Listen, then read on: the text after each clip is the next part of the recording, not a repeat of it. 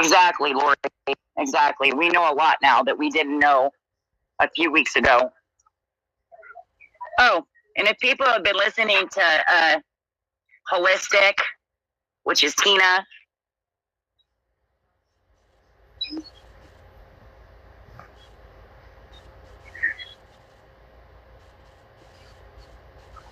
she said she's seen Ernie's prescription, and Ernie does have cancer.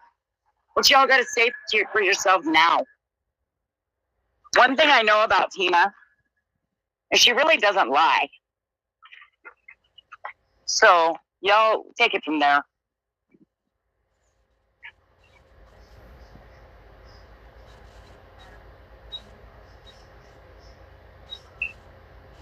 It does happen. Yeah, he does have cancer, y'all.